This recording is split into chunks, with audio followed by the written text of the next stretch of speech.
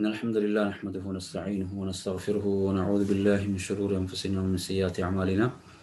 من يهده الله فلا مضل له ومن يضلل فلا هادي له، وأشهد أن لا إله إلا الله وحده لا شريك له، وأشهد أن محمدا عبده ورسوله. أما بعد،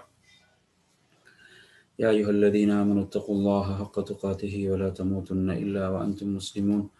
يا أيها الناس اتقوا ربكم الذي خلقكم من نفس واحدة وخلق منها زوجها وبث منهما رجالا كثيرا ونساء، واتقوا الله الذي تساءلون به والأرحام إن الله كان عليكم رقيبا.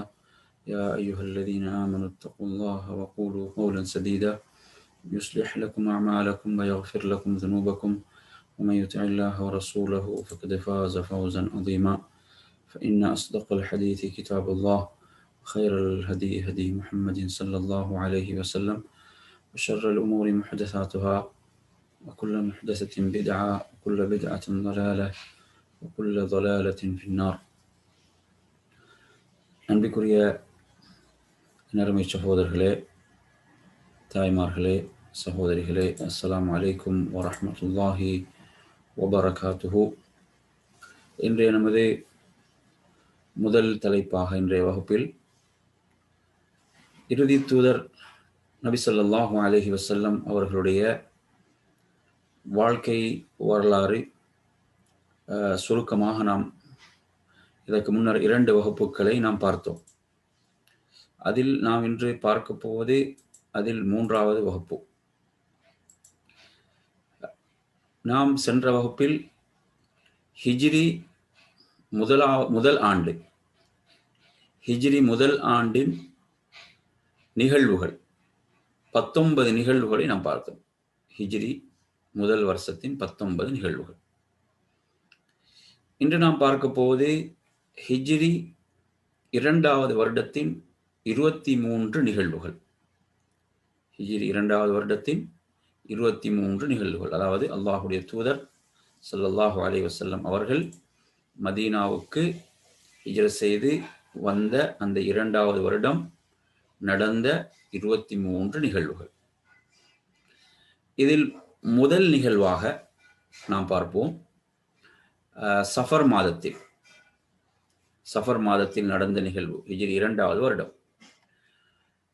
அல்லாஹுடைய தூதர் ஸல்லல்லாஹு அலைஹி வஸல்லம் அவர்கள் ஒரு போருக்காக சென்றார்கள். இந்த போர் கஸ்வத்துல் அபுவா என்று அழைக்கப்பட்டது. அபுவா என்ற பெயர் எங்களுக்கு தெரியும். அபுவா என்ற பெயரை நாங்கள் எதில் அறிந்திருக்கிறோம் என்றால், அல்லாஹுடைய தூதரின் தாயார் மரணித்த இடம், அவங்க மரணித்த இடமும் இதுதான், அபுவா என்று அழைக்கப்படக்கூடிய இடம். அது மக்காவுக்கும் மதீனாவுக்கும் இடையில் உள்ள ஒரு இடம்.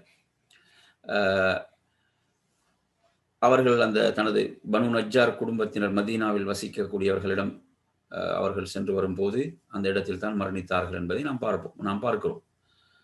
இந்த கஸ்வத்துல் அபுவா என்ற இந்த போர் வத்தான் என்ற ஒரு இடம் வரை அல்லாஹுடைய தூதர் வந்தார்கள். வத்தான் என்ற இடத்து வரை வந்தார்கள். இது அல்லாஹுடைய தூதர், அதாவது போரிடுவதற்கு அனுமதி கிடைத்த பிறகு, மதீனாவுக்கு வந்த பிறகுதான் போருக்கான அனுமதி கிடைக்கிறது.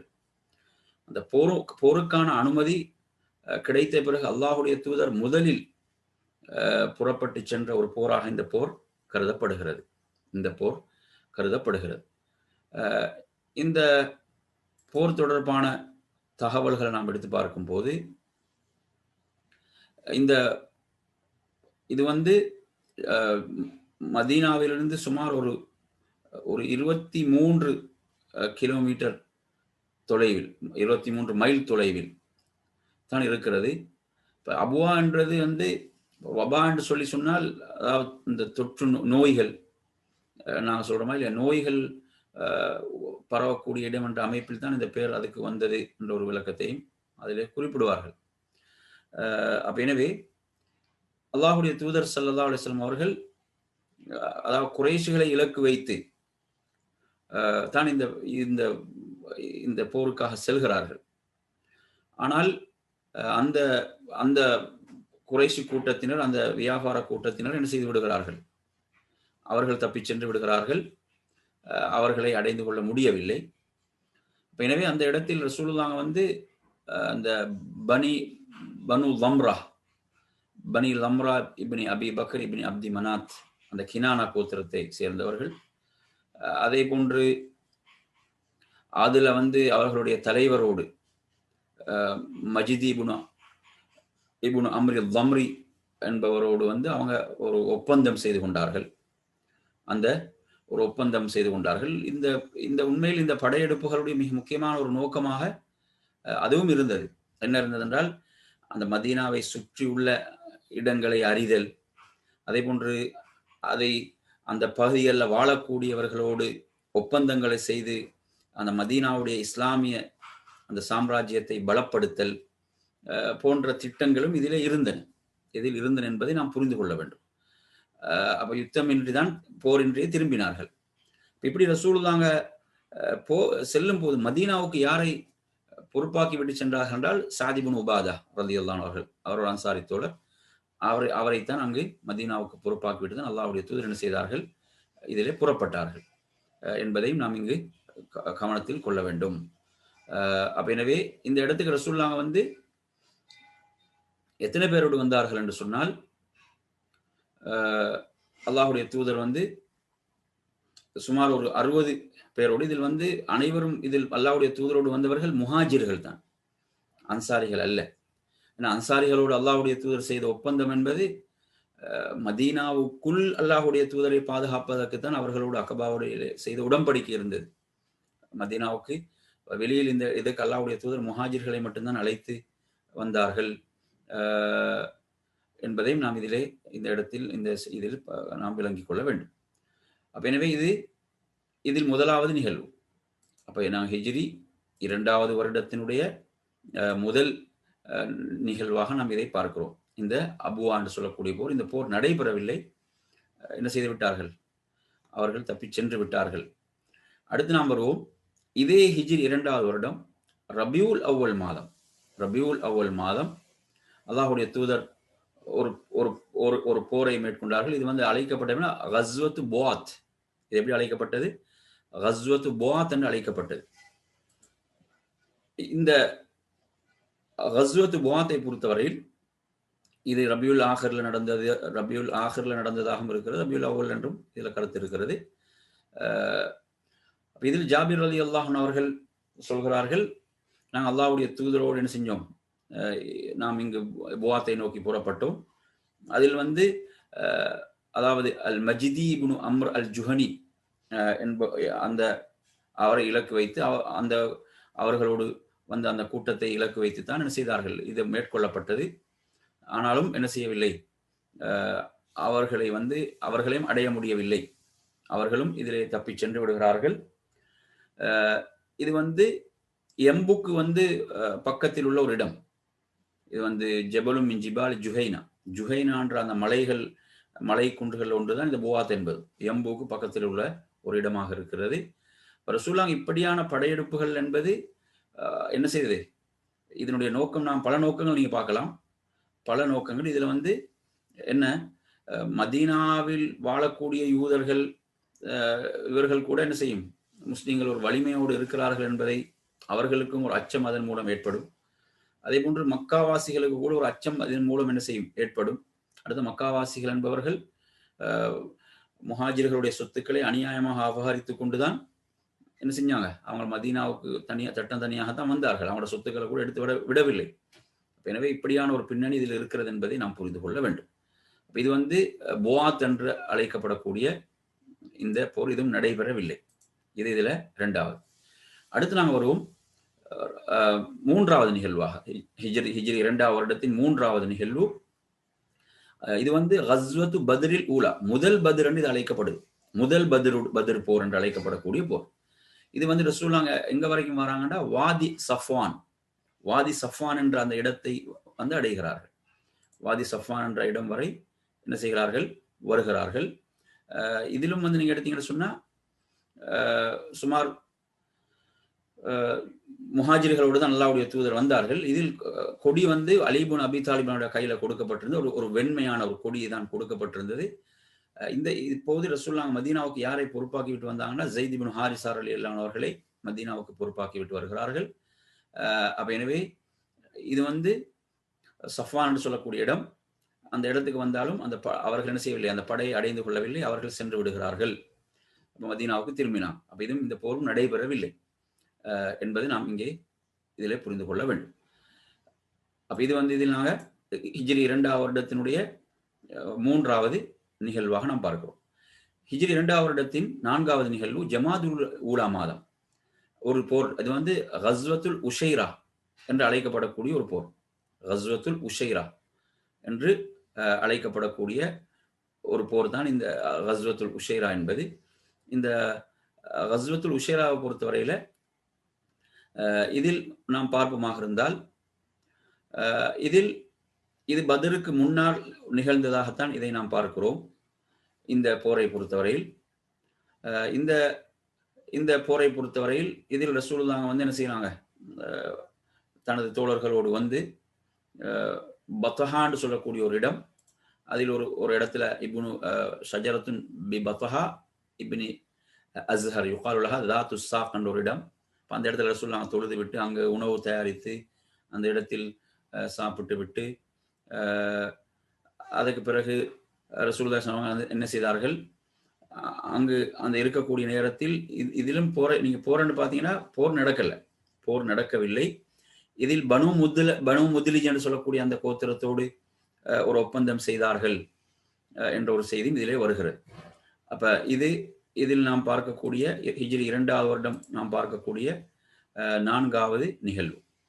அதே போன்று 5வது நிகழ்வு ஹிஜ்ரி 2ஆம் நடக்கக்கூடிய 5வது நிகழ்வு ரஜப் மாதத்தில். இது வந்து இதுவும் ஒரு படைப்பிரிவு அனுப்பப்படுகிறது.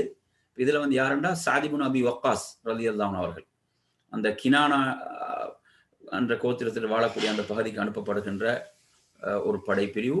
இதில் சாத் இப்னு அபி வக்காஸ் ரலியல்லாஹு அன்ஹு அவர்கள் இதில் என்ன செய்கிறார்கள், இது அவங்களோட தலைமையில தான் ரசூலுல்லாஹ் அனுப்புறான். இதில் ரசூலுல்லாஹ் கலந்து கொள்ளல. இது வந்து ஹிஜாஸுடைய அந்த பகுதியில் ராபியக் என்று சொல்லக்கூடிய அந்த இடத்துக்கு தான் வருகிறார்கள். இதிலும் போர் பெருசா நடக்கல. என்ன செய்யப்படுது, அம்புகள் எய்து கொள்ளப்பட்டன எதிரிகளோடு. இதனால தான் அல்லாஹ்வுடைய பாதையில் முதல் அம்பை எய்தவராக சாத் இப்னு அபி வக்காஸ் அவர்கள் கருதப்படுவார்கள். இது வந்து முதல் போராகவும் இந்த போரை சொல்வார்கள், இஸ்லாத்தில் நடந்த முதல் போராக. ஆனா பெரிய அளவில் போர் நடக்கல, அம்புகள் எய்யப்பட்டன என்பதைத்தான் நாம் இதிலே பார்க்கிறோம். எனவே இந்த நிகழ்வு வந்து ஹிஜ்ரி 2ஆம் வருடம் இதில் நாம் 5வது நிகழ்வாக பார்க்கிறோம். இப்படியான இதெல்லாம் சரியா அந்த இவ்வாறான போர்கள் பெரும்பாலும் இந்த போர்கள் என்ன செய்யல நடக்கவில்லை என்பதை நாங்கள் பார்க்கிறோம். நாங்கள் இதில் பார்க்கக்கூடிய இதெல்லாம் பார்க்கும்போது அடுத்து அதே ஹிஜ்ரி 2ஆம் வருடம் அப்துல்லாஹ் இப்னு ஜஹஷ் ரலியல்லாஹுடைய ஒரு தலைமையில் நஹ்லா என்று சொல்லக்கூடிய இடத்துக்கு ஒரு படைப்பிரிவு அனுப்பப்படுகிறது என்பதை நாம் பார்க்கிறோம். அப்ப இதை பொறுத்தவரையில் இவர்கள் வந்து இது ஹிஜ்ரி 2வது வருடம் நடக்கக்கூடிய ஒரு விஷயம். இதில் முஹாஜிர்கள்ல 12 பேர் இதில் இருந்தாங்க. முஹாஜிர்கள்ல 12 பேர் இதில் இருந்தார்கள். இவங்க ஒரு ஒட்டகத்தில் 2 பேர் என்று மாறி பயணித்து தான் இவர்கள் வந்தார்கள். இதுவும் குறைஷிகளுடைய வியாபார கூட்டத்தை தடுப்பதற்காகத்தான் இவர்கள் அனுப்பப்பட்டார்கள். அப்ப மூமின்களுடைய தலைவர் என்று சொல்லி அப்துல்லாஹ் இப்னு ஜஹஷ் அவர்கள் இதில் அழைக்கப்பட்டார்கள் என்பதை நாங்கள் பார்க்கிறோம். ரசூலுல்லாஹ் ஒரு கடிதம் எழுதி கொடுத்திருந்தாங்க. அந்த கடிதத்தை பொறுத்தவரையில 2 நாட்கள் ஒரு பயண தொலைவுக்கு பிறகுதான் அந்த கடிதத்தை திறந்து பார்க்க வேண்டும் என்ற அந்த அமைப்பில் அந்த இடம் வந்து மக்காவுக்கும் தாயிஃபுக்கும் இடையில் உள்ள ஒரு இடம் நஹ்லா என்பது. அப்ப எனவே அதில் என்ன செய்யப்பட்டிருந்தன்னு சொன்னால் அவர்களுடைய செய்திகளை அறிந்து வருவதற்காகத்தான் அதில் எழுதப்பட்டிருந்தது. அவர்களுடைய செய்திகள், யாருடைய குறைஷிகளுடைய செய்திகள். அதற்கு கட்டுப்பட்டவர்களாக என்ன செய்தார்கள், அவங்க கட்டுப்பட்டவர்களாக நாங்கள் வந்து ஷஹாதத்தை ஏற்றுக்கொள்வோம், விரும்பினவங்க மௌத்தை வெறுக்கக்கூடியவர்கள் திரும்பி செல்லலாம் என்றெல்லாம் அவர்கள் சொன்னார்கள். அப்ப இதில் நடந்த ஒரு நிகழ்வு என்னவென்றால், அதாவது சில குறைஷி காஃபிர்கள் இதுல வந்து என்ன செய்யப்பட்டாங்க, இதில் கொல்லப்பட்டார்கள் என்பதை நாங்கள் பார்க்கிறோம். அவங்க அம்பெய்தி இதில் கொன்றார்கள் அப்படின்றத நாங்கள் பார்க்கிறோம். ஆனால் இதுல வந்து என்னன்னா, இது அந்த ரஜப் மாதம் என்பது போர் செய்வதற்கு தடுக்கப்பட்ட மாதம். அப்போ ரஜப் மாதத்தில் கடைசியில் இருக்கிறாங்க. அப்படி இருக்கும்போது இவங்க ஒரு ஆலோசனை செய்கிறாங்க. என்ன செய்யறது, ஒரு புனிதமான மாதம், அந்த மாதத்தில் கடைசியில் இருக்கிறோம், இவங்களை விட்டால் இவங்க ஹரமன்ற எல்லைக்குள்ளே போயிடுவாங்க, அப்பயும் எங்களுக்கு போர் செய்ய இயலாது, ஹரமன்ற எல்லைக்குள்ள நுழைந்தாலும் போர் செய்ய முடியாது, அப்போது என்ன செய்வது என்று அவங்க ஆலோசனை செய்து என்ன செய்தார்கள், அவங்க அம்புகளை எய்தார்கள். அப்படி அவங்க அம்புகளை எய்த போது அதில் அந்த வியாபார கூட்டத்தில் அம்ரி இப்னு ஹதரமி, உஸ்மான், அதே போல் நௌஃபல் இப்னு அப்துல்லா இப்னு முகைரா, இவங்க வந்து ஆலோசனை செய்கிறாங்க. ஆலோசனை செய்து விட்டு அதில் வந்து அவங்க அம்புகளை எய்தார்கள். அதில் வந்து கொல்லப்பட்டவர்கள் அம்ரி இப்னு ஹதரமி என்பவர் கொல்லப்பட்டார். அதே போன்று கைதிகளாக 2 பேரை பிடித்தாங்க. உஸ்மான் ஹக்கம் என்பவர்களை கைதியாக பிடித்தார்கள். நௌஃபல் என்பவர் தப்பிச் செல்கிறார். இப்போ இதில் வந்து இதுதான் முதலாவது கனிமத்து கிடைக்கிறது. அதில் அந்த 5ல் 1 அல்லாஹுக்கும் அல்லாஹ்வுடைய ரசூலுக்கும் என்ற அடிப்படையிலும், அதே போன்று ரசூலுல்லாஹ் இதை வந்து கடுமையாக இதை கண்டித்தார்கள். ஏன்னா இது வந்து அந்த புனிதமான ஒரு மாதத்தில் இவங்க இதை செய்தார்கள். ரஜப் மாதம் போர் செய்வதற்கு தடுக்கப்பட்ட மாதத்தில் ரசூலுல்லாஹ் கண்டித்தார்கள் என்பதை நாங்கள் பார்க்குறோம் என்பது இந்த நிகழ்வு. அப்போ இந்த நிகழ்வு நாங்கள் எத்தனாவது நிகழ்வாக பார்க்குறோம் என்றால், அதாவது 6வது நிகழ்வு, ஹிஜ்ரி 2வது வருடத்தினுடைய 6வது நிகழ்வு. இப்போது நாங்கள் பார்ப்போம் ஹிஜ்ரி 2வது வருடத்துடைய 7வது நிகழ்வு. என்ன நிகழ்வுனா, ரஜப் அல்லது ஷாபான்ல கிப்லா மாற்றப்படுகிறது. ஹிஜ்ரி 2ல் என்ன செய்யுது, ரஜப் அல்லது ஷாபான் என்பது ஒரு பிரபலமான கருத்தாக இருக்குது. கிப்லா மாற்றப்படுதல், அதாவது மஸ்ஜிதுல் அக்ஸாவை நோக்கி தொழுது கொண்டது ரசூலுல்லாஹ் வந்து காபாவை நோக்கி தொழுமாறு சட்டம் அருளப்பெறுகிறது. இதுதான் இஸ்லாத்தில் வந்து முதலாவது மாற்றப்பட்ட ஒரு சட்டம் என்றும் அறிஞர்கள் இதை அடையாளப்படுத்துவார்கள். அப்ப இது வந்து ஹிஜ்ரி 2வது வருடத்தினுடைய 7வது நிகழ்வு. ஹிஜ்ரி 2வது வருடத்துடைய 7வது நிகழ்வு கிப்லா மாற்றப்படுதல். மஸ்ஜிதுல் அக்ஸாவை நோக்கி தொழுது கொண்டிருந்த ரசூலுல்லாஹ் ஒரு சுமார் 16-17 மாதங்கள் தொழுதாங்க. அந்த சட்டம் மாற்றப்பட்டு காபாவை நோக்கி தொழ ஆரம்பித்தார்கள். 8வது நிகழ்வு, ஹிஜ்ரி 2வது வருடத்துடைய 8வது நிகழ்வு, அதாவது ஷாபானுடைய அந்த மாதத்தில், அதாவது ரமதானுடைய நோன்பு கடமையாக்கப்படுதல். ஹிஜ்ரி 2ல் தான் என்ன செய்யப்படுது, நோன்பு கடமையாக்கப்படுகிறது. நோன்பு கடமையாக்கப்படக்கூடியது இதில் 8வது நிகழ்வு, ஹிஜ்ரி 2வது வருடம். அதே போன்று ஹிஜ்ரி 2ல் நடைபெற்ற 9வது நிகழ்வு தான் ரமதான் மாதத்துடைய 17வது நாள் பத்ருடைய போர் நடைபெறுதல். பத்ருடைய யுத்தம் இது மிக முக்கியமான நிகழ்வு. ஹிஜ்ரி 2ல் நடக்கக்கூடிய நிகழ்வுகள்ல பத்ருடைய போர் நடந்தது என்பது. அப்ப இதுதான் இதுக்கு முந்தி நீங்க எடுத்தீங்கன்னா எவ்வளவு படைப்பிரிவுகள் சென்றாலும் பெரிய அளவு போர்கள், யுத்தங்கள் என்பது நடக்கல. ஆனால் அதற்கு ஒரு தயாரிப்பாக அவைகள் இருந்திருக்கலாம். உள ரீதியாக அவர்கள் அதுக்கு தயார்படுத்தப்பட்டார்கள் என்று கூட நாம் சொல்லலாம். இன்னும் பல நன்மைகள் அதில் இருந்தன. அப்ப இதில் 9வது நிகழ்வாக ரமதானுடைய மாதம் பிறை 17ல் பத்ருடைய போர் நடைபெற்றது. அடுத்து நாம் பார்ப்போம் 10வது நிகழ்வு, ஹிஜ்ரி 2ல் நடந்த 10வது நிகழ்வு ஜகாத்துல் ஃபித்ர் கடமையாக்கப்படுதல். ஏன்னா ஜகாத்துல் ஃபித்ர் என்பது நோன்பை தொடர்ந்து வரக்கூடிய ஒன்று. அப்ப ஜகாத்துல் ஃபித்ர் கடமையாக்கப்படுதல். அதே போன்று ஜகாத் கடமையாக்கப்படுதல். ஜகாத் என்பது அந்த குறிப்பிட்ட பொருள்கள்ல குறிப்பிட்ட அளவை அடையும் போது ஜகாத் என்ற கடமையும் என்ன செய்யுது, ஹிஜ்ரி 2ல் கடமையாக்கப்படுகிறது. இது 10வது நிகழ்வாக நாம் பார்க்கிறோம்.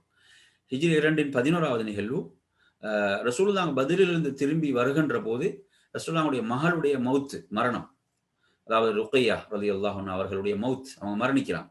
ரசூலுல்லாஹ் பத்ரிலிருந்து திரும்பி வருகின்ற போது அந்த நிகழ்வு நடக்கின்றது. அதே போன்று இதே வருடம் ஹிஜ்ரி 2ல் 12வது நிகழ்வாக, அதாவது உமைர் இப்னு அதி என்று சொல்லக்கூடிய நபித்தோழர் ரலியல்லாஹு அன்ஹு அவர்கள் அஸ்மா பின்த் மர்வான் என்று சொல்லக்கூடிய ஒரு யூத பெண்ணை கொன்றார்கள். முஸ்லிம்களுக்கு அதிகம் நோவினை செய்த ஒரு பெண், நோவினை செய்த காரணத்தால் கொல்லப்பட்டால். ஆனால் இந்த வரலாற்றில் கருத்து முரண்பாடுகள் இருக்கு. இது வந்து ஒரு இட்டுக்கட்டப்பட்ட செய்தி என்றுதான் அதிகமானவர்கள் அடையாளப்படுத்துகிறார்கள் இந்த செய்தியை. எனவே இது ஒரு ஆதாரப்பூர்வமான செய்தியாக இது இல்லை என்பதுதான் அதிகமானவருடைய கருத்து. அதே போன்று இதுல 13வது நிகழ்வாக ஹிஜ்ரி 2ல் ரசூலுல்லாஹ் என்ன செஞ்சாங்க, பெருநாள் தொழுகைக்காக திடலுக்கு சென்றார்கள். பெருநாள் தொழுகைக்காக ரசூலுல்லாஹ் திடலுக்கு சென்றார்கள். அப்ப எனவே இதுதான் முதலாவதாக ரசூலுல்லாஹ் பெருநாள் தொழுகைக்காக திடலுக்கு சென்ற ஒரு நிகழ்வாக இந்த நிகழ்வு இருக்கிறது. ஹிஜ்ரி 2ல் தான் நோன்பு கடமையாக்கப்பட்டு அதுக்கு பிறகுதான் நோன்புடைய அதோடைய தொடர்ந்து நோன்பு பெருநாள் என்பது. அதே போன்று 14வது நிகழ்வாக ஹிஜ்ரி 2ல் ஷவ்வால் மாதத்தில் ஒரு நிகழ்வு நடக்கிறது. அதே போன்று சாலிம் இப்னு உமைர் என்று சொல்லக்கூடிய நபித்தோழர் யூதர்கள் ஒருவனாக இருக்கக்கூடிய அபா அஃபக் என்பவரை கொன்று விடுகிறார்கள். அவன் அல்லாஹ்வுடைய தூதரையும் முஸ்லிம்களையும் மிக மோசமாக அவன் என்ன செய்தான், நிந்திக்கக்கூடியவனாக இருந்தான். அப்ப அந்த அடிப்படையில் என்ன சாலிம் இப்னு உமைர் என்று சொல்லக்கூடிய நபித்தோழர் அவனை கொன்று விட்டார்கள் என்பதை நாங்கள் என்ன செய்கிறோம் பார்க்குறோம். அவன் மிக மோசமாக முஸ்லிம்களை என்ன செய்ய துன்புறுத்தக்கூடியவனாக, வார்த்தைகளால் மிகவும் கவிதைகளால் வசைபாடக்கூடியவனாக எல்லாம் அவன் இருந்தான் என்பதை நாம் பார்க்கிறோம். அப்ப இந்த நிகழ்வு நடைபெறுகிறது. அதே போன்று இதில் 15வது நிகழ்வாக ஹிஜ்ரி 2 ஷவ்வாலுடைய மாதம், அதாவது ரசூலுல்லாஹ் அதாவது பனு சுலைம் என்பவர்களுக்கு எதிராக ஒரு போர் நடைபெற்றது. அதாவது குதுர் என்று சொல்லக்கூடிய இடம், குதுர் என்று சொல்லக்கூடிய அந்த இடம் வரை என்ன செய்கிறார்கள், வருகிறார்கள். அந்த இடம் வரை அந்த போரை பொறுத்தவரையில் இது தொடர்பாக வரக்கூடிய செய்திகள் நாங்கள் பார்ப்போமாக இருந்தால்,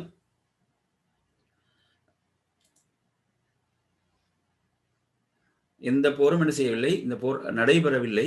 ஆனால் குதிர் என்பது அதுக்கு இன்னொரு பேர் எப்படி அழைக்கப்படுகிறது என்று சொன்னால், அதாவது சவீக் என்று சொல்லக்கூடிய ஒரு பேரிலும் இது என்ன செய்யப்படுகிறது, இது அழைக்கப்படுகிறது. சவீக் என்று சொல்லக்கூடிய ஒரு பேரிலும் இது அழைக்கப்படுகிறது. இதை நாம் பார்ப்போமாக இருந்தால் இதனுடைய நிகழ்வு, அதாவது அபூ சுஃபியான் என்ன ஒரு முடிவை செய்கிறான் என்றால், பத்ர் நடந்து முடிந்த பிறகு, அதாவது அவனுக்கு கடமையான குளிப்பை கூட நான் நிறைவேற்ற மாட்டேன், மறுபடியும் அவன் படையெடுத்து மதீனாவுக்கு வரும் வரை என்று சொல்லி முடிவு செய்து அபூ சுஃபியான் பிறகு இஸ்லாத்தை ஏற்றுக்கொண்டார் ரலியல்லாஹு அன்ஹு. இது ஆரம்ப நிலை. அப்போ மதீனாவுக்கு 200 பேரை கொண்ட ஒரு படையோடு அபூ சுஃபியான் மதீனாவுக்கு வருகிறான். என்ன செய்வது, வந்தாலும் இப்ப அதில் யூதர்களில் ஹுயை இப்னு அக்தப் என்று சொல்லக்கூடியவனை சந்திக்க வந்தாலும் பனு நுதர் கோத்திரத்தை சேர்ந்தவன், அவன் அவரை ஏற்றுக்கொள்ளவில்லை. அதே நேரத்தில் சல்லாம் இப்னு மிஷ்கம் அவரிடம் சென்று அவன் என்ன செய்கிறான், அவன் விருந்தளித்தான்.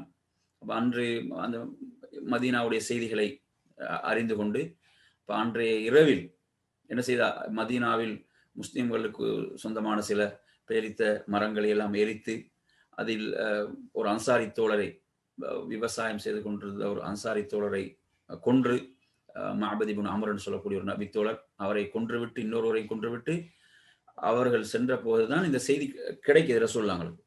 ரசூலுல்லாஹ் என்ன செய்யறாங்க, படையை திரட்டி கொண்டு அவர்களை விரட்டி வந்தாலும் அவர்கள் என்ன செய்ய முடியவில்லை, அடைந்து கொள்ள முடியவில்லை. சவீக் என்பது ஏன் இந்த பேர் என்றால், அவர்கள் கொண்டு வந்த அந்த கோதுமைகளை எல்லாம் விட்டு சென்றார்கள். அதை சுமந்து கொண்டு சென்றால் இவர்கள் எம்மை பிடித்து விடுவார்கள் என்பதற்காக, அந்த பாரத்தை இறக்குவதற்காக அவற்றை விட்டு சென்றதால் இது சவீக் என்று சொல்லி அழைக்கப்படுகிறது என்பதையும் நாம் இதில் பார்க்கலாம்.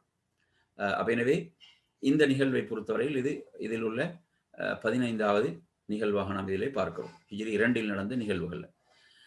ஹிஜ்ரி 2 நடந்த 16வது நிகழ்வாக பத்ருடைய போருக்கு பிறகு ஸைனப் ரலியல்லாஹு அன்ஹா அவர்கள் ஹிஜ்ரத் செய்து வந்தாங்க. ரசூலுல்லாஹ்வுடைய அருமை மகள் ஸைனப் அவர்கள் என்ன செஞ்சாங்க, மக்காவிலிருந்து மதீனாவுக்கு ஹிஜ்ரத் செய்து வந்தார்கள் என்ற நிகழ்வு. அதே போன்று இதில் 17வது நிகழ்வாக நாம் பார்க்கலாம், அலி இப்னு அபி தாலிப் ரலியல்லாஹு அவர்கள் ரசூலுல்லாஹ்வுடைய அருமை மகளார் ஃபாத்திமா ரலியல்லாஹு அவர்களை திருமணம் முடித்தார்கள் என்பது ஹிஜ்ரி 2 17வது நிகழ்வு.